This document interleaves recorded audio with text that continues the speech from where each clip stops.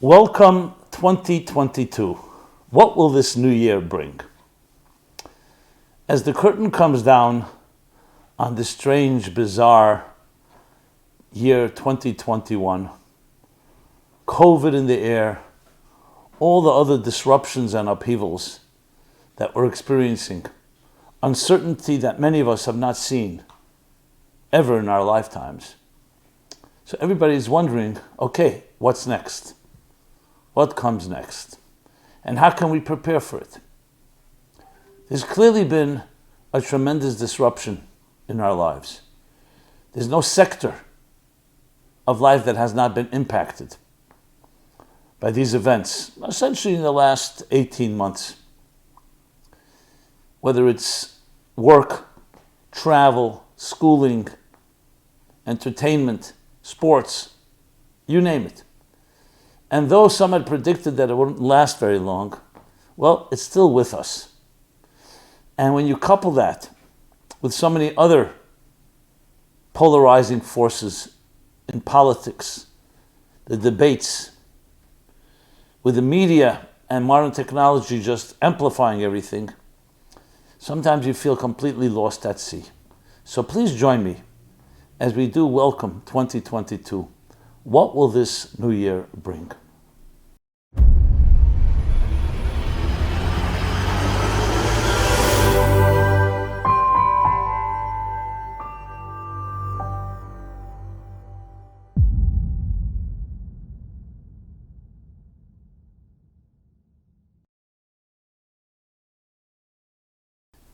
Hello, Simon Jacobson here, and we will be speaking about Welcome 2022, what will this new year bring? This program is dedicated by Katja Wiesander, sharing the Meaningful Life Center with her friends and family. As the curtain comes down on 2021, which you can easily call a bizarre, strange, uncertain type of year, with the upheavals, the disruptions, not just COVID, but COVID is a major factor. It's still hovering. Its shadow is still with us, with the different resurgences of the different names, not only here in the United States, but everywhere in the world. They call variances and variations. And the psychological impact is perhaps even stronger than the medical and health one, because it creates a shift in our routines. Work, school, travel, entertainment, sports. There isn't a sector of society that has not been impacted by COVID. And it doesn't seem to be going away quickly. COVID hopefully will be eradicated, but its effect on society, will people go back to work in the same way?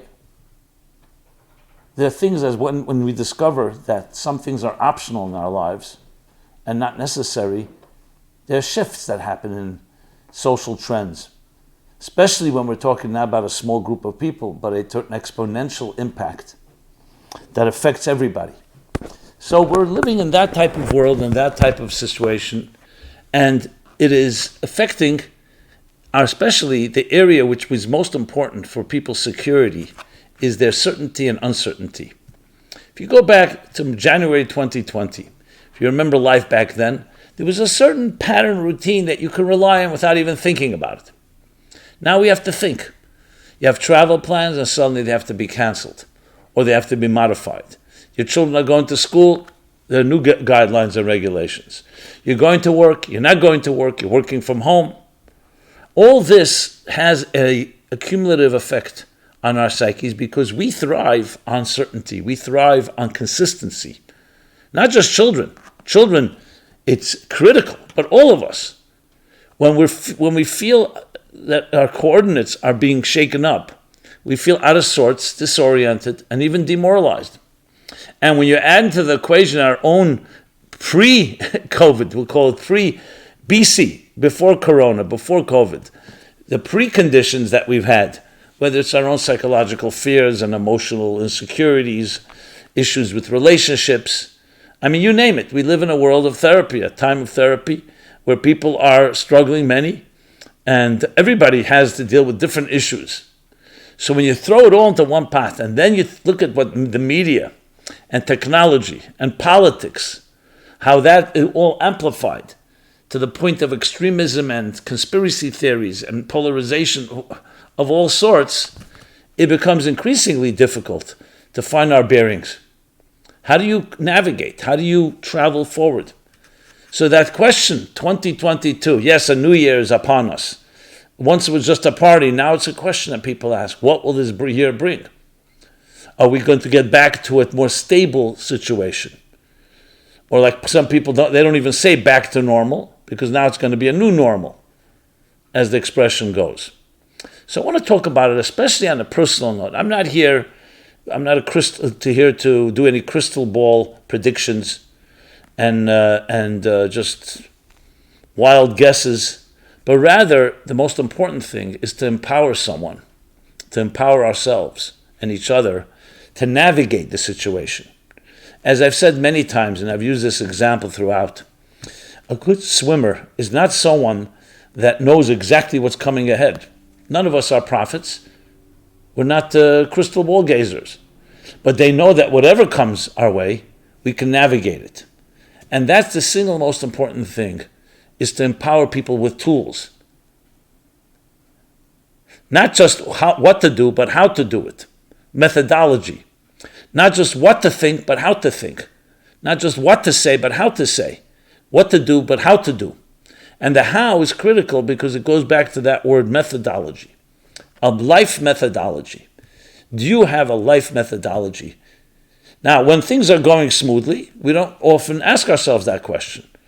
In the words of Warren Buffett about investments, when the tide is out, that's when you see who's been swimming naked. When the tide is in, you can't tell. It's like when the light is shining brightly, you don't see the cracks in the walls. It's when things get disrupted and become uncertain. When we get out of our comfort zones, then suddenly we're left naked to some extent. What are you made of? And then the how becomes critical. And the how is connected to the purpose of life, which is why, to me, the center of all of existence is finding meaning, the purpose, and hence our name, the Meaningful Life Center. Meaning, the purpose and meaning of your life. When you are able to identify that, then no matter what comes your way, you can ride those waves, the twists and turns, the unknowns and uncertainties as well. And actually, that's when you're tested most. The best comes out of you when you're not in your comfort zone, because then you dig deeper and find those innermost resources. Which leads us to this most and second most important point, and that is, how do you get to the how? You have to then dig deeper into your own being. It's like in any situation. When you're walking down the street or you're running, and there's no obstacles, no impediments, so you go at your pace. When there's suddenly an obstacle or an impediment, some block, some challenge, now you have to become more innovative and dig deeper. How am I going to get around this? Will I go above? Will I go below? Will I go to the right, to the left? Will I find another path? And that is critical because besides the fact that it allows you to forge ahead, it also empowers you that nothing that comes your way should daunt you and psychologically weaken your resolve. Because you see, when it comes to battle, any form of battle, and I'm talking about psychological battles, self-confidence is critical. Because even if you have all the weapons in your arsenal and all the tools, but you don't believe in yourself, then yes, they're powerful tools, but you won't have the resolve. You won't have that determination. You'll feel weak. You'll second guess yourself. So how does one build confidence? Unfortunately, many of us think it's by purchasing things, by feeling I can acquire anything I want. That's an illusion. That means you can hoard, or in the words of Oscar Wilde, you can know the price of everything, but not know the value of anything. You can read more and more about less and less. The key here is not how much you acquire, not how many weapons you have, but how you use them. And the confidence in yourself, which means that we need to go into the level of the soul. There's really no other way. And when I mean soul, I'm not trying to suggest anything here religious. Though, as you know, my attitude to religion is also quite a negative one, because religion is usually identified with bureaucracy and all kinds of negative elements. If you think of religion in a positive way, fine. But soul and spirituality means who you are, what makes you tick, the inner resources that you access in any given situation. Love comes from the soul. Purpose and meaning comes from the soul. Connection, values, these are all intangibles that are not quantified and defined by our sensory tools. So let's talk about sensory tools and their suprasensory soul. Sensory tools are the five senses: sight, sound, taste, touch, and smell. What we see, what we hear, what we taste, touch, and smell. And for us, those are the five primary forces that are really dominant throughout our lives, throughout our days. Just think about it. If you were to close your eyes and your ears and your taste, touch, and smell, what would you be left with? For some people, the thought would be terrifying. I would disappear. No, you wouldn't disappear. Because all those senses are essentially bridges. Think of it like gates that connect you and the world around you. You don't need eyes to see yourself. You don't need ears to hear yourself. And you don't need taste, touch, and smell to experience yourself. You want to experience another, or they should experience you, then we need these gates. So I'm not suggesting they're not vital, but they're the means to an experience. You can see something that is very beautiful and attractive and it draws you to it. That's great. Or you could also see something inappropriate or destructive. And the same with the other senses. What drives the real force of a person is your soul. And the soul, as the mystics put it, have faculties. The cognitive faculties, emotional faculties, the behavioral faculties. And it has the senses that I just described. These are all tools. These are all, if you wish, you can say instruments of the soul. But the soul itself is your inner identity. What is your outer identity? Your body. And when I say body, I don't just mean the physical body. It means your bodily activities. You eat, you drink, you sleep, you go to work, you interact. So you can have a body-like experience in any experience, and you can have a soul-like experience. Something superficial is usually something based on survival. I go into a grocery store, I buy a loaf of bread, or some other need. That's pretty much an outer materialistic level. However, I buy the bread, I go home, I invite some guests or friends, and we sit down at a meal and we have an important and relevant conversation. You've turned your physical meal into a spiritual experience, into a personal, soulful experience. And that's called your soul coming alive. The more you can access that, the formula goes, the more powerful your navigational tools and methodologies in life will be. It sounds simple. The challenge is not the concept. The challenge is implementation. When you get accustomed to a material-driven life, it gets very difficult to suddenly have a different engine at work. If your life is driven by survival, meaning, and survival, I don't mean just hand to mouth, the minimum. You can be extremely wealthy and still be driven by survival. Then that is your modus operandi. That's your comfort zone. And when it's disrupted, it will definitely disorient you.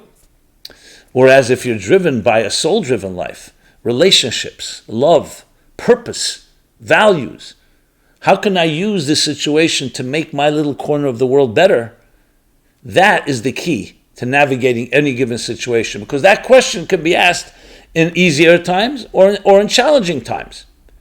Comfort, material comfort, when you're comfortable, you're comfortable. You're not, you're not. What do you do then? So you run for cover. You look for refuge. You look for ways to protect yourself. You're on the defense. Whereas a purpose-driven and meaningful life is driven by offense, by being proactive. Oh, now there's a challenge? How does that feed meaning? What is the deeper meaning of it all? How can I learn from it? How can I teach others? What can I teach my children? I personally experienced this, as all of us have, everybody, we're all in the same boat, in the last year and a half. So to me, I was always trained in this approach. So when COVID struck back in March 2020, without thinking much, it was like, this is, okay, now we have this challenge. It's like a challenge, and now we have to rise to the occasion. It's when literally I went into overdrive. We began to producing many more programs than we ever did and reaching many more, and the response was phenomenal. And I'm not saying this to toot my horn, I'm just using it as a living example of something I personally see and continue to see. And I share this with people. I say, you have the same opportunity. People now are far more vulnerable, far more receptive. And that can be very seemingly feel naked, you can feel defenseless, or you can see it as a power, a strength, celebrating your vulnerability. I write in Toward a Meaningful Life that love is celebrating your vulnerability with another. Instead of thinking vulnerability as weakness, something to fear, see it as an opportunity to go deeper, create a deeper, more intimate connection. Intimate. In a world where we suffer from a crisis of intimacy, not sexuality, there's plenty of sexuality going on, but intimacy, a deeper connection. There's no surprise that addiction of all sorts, whether psychological or physical or whatever form it takes, or behavioral, addiction is a big factor in our people's lives. And when you think about it, why would somebody be addicted to something? But think of addiction as simply attachment disorder. You're attached to something in the wrong way, in the way that controls you instead of you controlling it. But attachment itself is a very healthy thing. Love is attachment. When we're in our mother's womb for 9 months, that's an attachment. That's critical to the bonding that is necessary, the security that we build when we're so protected, submerged in the embryonic fluids. The early years of a child's life, very nurtured, cradled, embraced by a loving mother and father, the way it should be, is all vital to build that connection. The same is true in the animal kingdom. I was reading about otters, that otters touch something like 25 times every minute or something. As the baby otters are developing, their mothers keep touching them, just as they swim through the water. The touch itself creates a sense of comfort, a sense of security. So attachment is vital to our lives. If there's a detachment, unfortunately, tragically, we hear stories about a child being ripped away from its mother at a young age. It's going to have impact because we thrive on attachment. Like a flower needs to be grounded in the ground and needs to be nurtured and watered. Human beings are that way. So when we don't get the attachment we need, we're going to find attachments that we don't need, or even destructive ones. So the concept of attachment is beautiful. The question is how it manifests. So again, going back to our point. So when things are going smoothly, everybody's got their patterns, including destructive sometimes patterns. When things are disrupted, the key thing to remember is you're going into your soul place, where you build healthy attachments. Now it's very easy to succumb and resort back to unhealthy attachments because you're looking for some relief. You're looking some way, how do we get out of this uncomfortable place? So we are living now in a time of tremendous opportunity. Tremendous opportunity. Yes, in many ways this will be called the age of disruption. COVID disrupted so much. The internet, Amazon disrupted retail business. The internet in general and technology has disrupted previous models. Politics, remember President Trump. Other factors are disrupting situations. Disruption is very disconcerting and disorienting.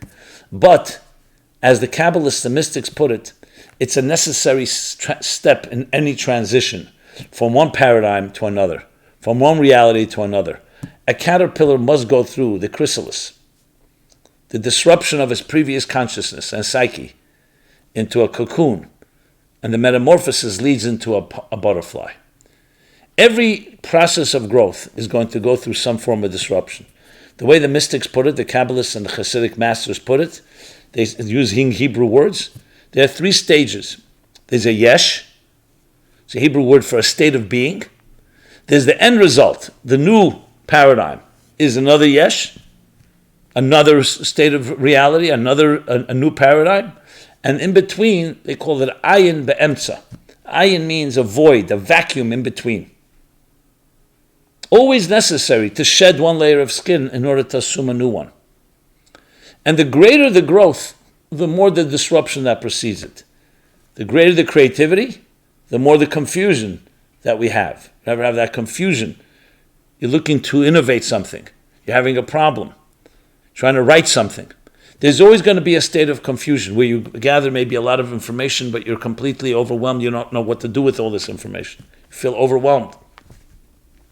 But slowly, the light begins to emerge, like the dawn after a long night. And what happens is you suddenly you achieve a clarity and say, wow. All growth happens that fashion. It's when you're in the throes of the disruption that is most uncomfortable. Nobody wants a disruption. But if you think of it as a process, which will create the emergence of something powerful. And you see, I've used the word process and emergence. These are words that are becoming increasingly rare in our society because we think you press a button and you have it delivered to your door in a moment. But things take a process. You need 9 months of pregnancy and gestation. And then things emerge. Great things emerge. You can't just buy them or acquire them. You can't pull a flower out of the ground. You can't force someone to love you. There's a process. And that process leads to an emergence. That's what the words we need to apply to ourselves in these times. So the challenge is to get out of the old paradigm, old habits, old routines. So now we've been through 2020, which I'd say most of the year was COVID. 2021 continued. And we're at the threshold, welcoming 2022. So we can have 2 or 3 attitudes, I would say. You can have an attitude of just ignoring the whole thing, which is called going into denial. And whatever happens, happens. I made it till here, I'll continue. Basically, you let the waves carry you, for good or for bad. It really is, I wouldn't say it's a victim attitude, but it's definitely a complacent one. Approach number 2 is you're terrified. You're facing the unknown and more of it. And you say, you know what? Look what's going on. And it creates a vicious cycle of further insecurity and further fears. And whatever you end up doing to try to alleviate and relieve those fears, very often will not be positive activities. That's option 2. And option 3 is learning how to navigate and saying, okay, let me sit down. This is a process. Things emerge. Where are we? Where am I in this process? You could say, right now I'm thrashing about in a very uncertain, stormy sea without knowing where we're headed. So then ask yourself, what do you know for sure? Reflect, introspection, soul searching. What do you know that is certain? And you could say, I know I'm alive. Do you know that you have a purpose? Do you know what that purpose is? Even if the answer is, I don't yet have an answer to that, but at least start asking the question. Begin to find the anchors and the forces, the factors, the coordinates that you can hold on to. And that will require digging deeper.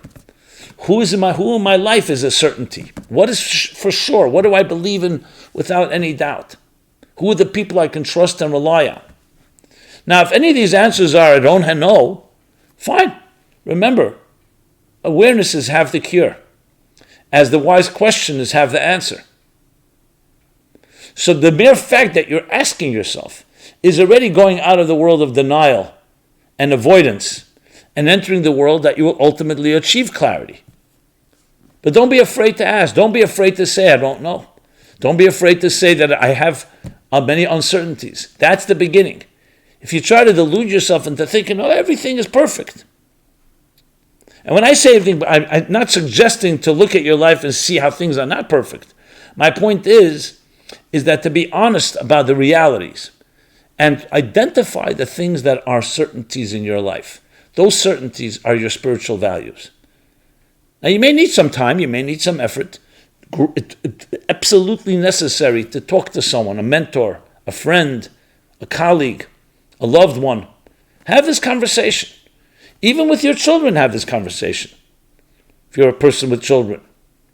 Because opening it up is itself giving strength. Someone wrote to me just a few weeks ago. that I just began listening to your programs a few months ago. A friend shared them with me. And I can't say I understand everything, especially when you get into more esoteric matters. But there's a certain confidence that you exude, a certain comfort. And that alone makes me feel stronger. And I was very touched, obviously, and humbled. So there's something that we can share with others just by speaking about it. We're not afraid to confront the challenge. We're not afraid to forge ahead. When you have colleagues, and let's say you're in the military, you're fighting a battle, there's a lot to be said when you see the confidence of your colleagues, of your friends, of your allies. Because confidence breeds confidence. Be around people that have that, and it has that osmosis effect of building confidence. Is it something tangible? Can you really explain? No, it's something that we're able to give to each other and empower each other. So as we enter the year 2022, I would suggest, before New Year's, to sit down and say, okay, I'm going to make an accounting. Here are the things that I absolutely am certain of. Here are the people I know I am confident in. The values that I believe in. At the same time, nothing wrong making a second column called your uncertainties. What were the things that troubled me throughout 2021? What impeded my path forward? What stopped me? What fears? What uncertainties? What unknowns impacted me? And the more you can identify how it impacted you, without going into exhaustive detail, you'll have clarity with that and say 2022 is going to be different. Not because you're going to do the same thing, because doing the same thing and expecting different results, we know, is called insanity. But because once you become aware, say, I'm going to now embrace, and not cold turkey, embrace some of these values that are certain. Many of us take for granted. Some people say, what I'm certain of is the kindness I do. When I do an act of kindness. So you know what? Act on it. Make sure that every day in 2022, you can begin earlier, though there's just very few days left, and every day I'm going to do an act of kindness. Not just say kindness is a good thing. I'll reach out to someone by phone, by in person, whatever the situation allows, online. I'm going to share. Create a kindness, trajectory, a kindness assembly line, where you exude, what's the word I want to say, give out a type of kindness and ask people to share further. If there's another certainty, the love I have in my life, act on it, embrace it, do something about it. Don't take it for granted. Because taking it for granted then allows the negative uncertainties to control you. What you want is to act on, bring into your life, into your thought, speech, and action, the things that you're certain of. And that will give you more strength to forge ahead. It's quite simple, my friends. It's simple but difficult because it needs to change. You need to change your pattern. Like anything, a habit is hard to break, and it's hard to introduce a new one. But the New Year's is meant for resolutions, and not just resolutions that last from January 1 to January 2, even if that long, but ones that will be lasting throughout the year and forever. This is the time of such new paradigms. And you'll be surprised the reaction that others will have and the reaction you will have. Because then you have every day in your life, you could say, there's a lot of uncertainties going on around me. I read the news, I hear this, I hear that report, but here's certain certainties that I've done. So at the end of the day, you have something to hold on to, even if the sea is throwing you about from one end to the other. And the more those certainties can be implemented and can hold on to, the more powerful you become. So it's not about eliminating the unknowns. There are many things we do not know. But this we could know. That which I'm certain of, I am going to make sure to embrace, to actualize, and to share with everyone I come in contact with. That is tremendously empowering. And especially in times of uncertainty, in times of disruption and upheaval, it's necessary more than ever. Because that's the key that forges ahead, the confidence, the accessing of those inner resources, of the soul within you, and all the soulful things that you achieve in the world around you. In the words of the Kabbalists again, everything has divine sparks, spiritual sparks, soulfulness, but it lies trapped, held hostage imprisoned by the material world. That's why the Kabbalists call it klipa. Klipa means a shell, a husk. So the fruit is in there, but the shell conceals it. And if you're not aware of the fruit and you worship the shell, that's when you have problems. Because on the material level, as I said earlier, uncertainty is uncertainty, period. The soul is the fruit within. Everything has those sparks within. And it's when you build that confidence and when you forge ahead with your certainties, that's when those fruits emerge. So my friends, I want to wish everyone a Happy New Year, happy year. It should be a year of, not that we can control what happens to us, but we control how we react to it. A year of clarity in our navigational tools. A year of blessing. And yes, we should be blessed with having the least amount of disruption and aggravation and grief and loss. But no matter what comes our way, know this for sure. You are here. You have an indispensable mission to perform. And you need to have the confidence in that mission, in your soul's mission. Do that, and you'll have a tremendously blessed year. That no matter what comes our way, you will grow from it and become a greater person. This has been Simon Jacobson, Meaningful Life Center. Please go to meaningfullife.com for a wide array of resources, a full schedule of programming on all platforms that you can imagine. And as always, it's an honor to share a few words. If you feel this is valuable, please share with others. Please also, I'd love to hear your feedback, your thoughts, your comments, suggestions, and maybe together celebrate the synergy of that confidence and certainty that is your birthright right there within your soul. Thank you so much, and stay in touch. Happy New Year. This program is brought to you by the Meaningful Life Center. Please help us continue our programs. Make even a small contribution at meaningfullife.com/donate.